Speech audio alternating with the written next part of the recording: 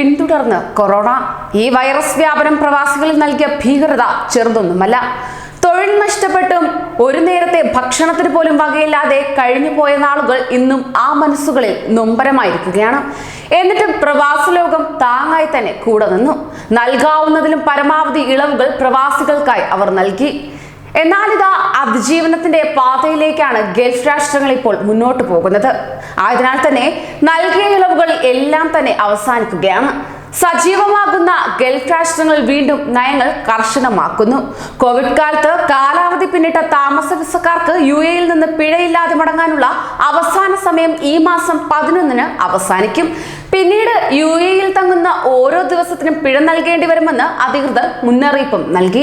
2020 March 1-നും July 12-നും കാലാവധി തീർന്ന resident വിസക്കാരാണ് ഈ മാസം 11-ന് മുമ്പ് മടങ്ങേണ്ടത്. അല്ലാത്ത പക്ഷം ഇവർ പുതിയ വിസയിലേക്ക് മാറി താമസം നിയമവിധേയമാക്കണം. കാലാവധി തീർന്ന വിസിറ്റ് വിസക്കാർക്ക് മടങ്ങാനുള്ള സമയം കഴിഞ്ഞ മാസം അവസാനിച്ചിരുന്നു. മടങ്ങാൻ വൈകിയ വിസിറ്റ് വിസക്കാരിൽ നിന്ന് എമിഗ്രേഷൻ പിഴ ഈടാക്കി തുടങ്ങിയിട്ടുമുണ്ട്.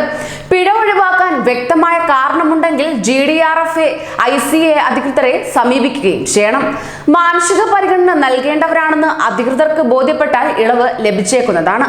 എന്നാൽ ഇത് പൂർണ്ണമായും അധികൃതരുടെ വിവേചനാധികാരത്തിന് വിധേയമായിരിക്കും. അതോടൊപ്പം തന്നെ ഈ മാസം 11-ന് ശേഷവും മടങ്ങാത്ത താമസ വിസക്കാർ അധികമായി തങ്ങുന്ന ഓരോ ദിവസവും 25 ദിർഹം വീതം പിഴ നൽകേണ്ടി വരും. 6 മാസം കഴിഞ്ഞാൽ ഇത് 50 ദിർഹമായി ഉയരും. അതേസമയം മാർച്ച് 1-ന് മുമ്പ് വിസ കാലാവധി അവസാനിച്ചവർക്ക് നവംബർ 17 വരെ രാജ്യത്ത് തുടരാം. ഇവർക്ക് പൊതുമാപ്പിന്റെ ആനുകൂല്യമാണ് ലഭിക്കുന്നത്. ഇവർക്ക് തിരികെ വരാൻ തടസ്സവും ഉണ്ടാകുന്നതല്ല. കൂടുതൽ പ്രവാസി വാർത്തകൾക്കായി ഈ ചാനൽ സബ്സ്ക്രൈബ് ചെയ്യൂ.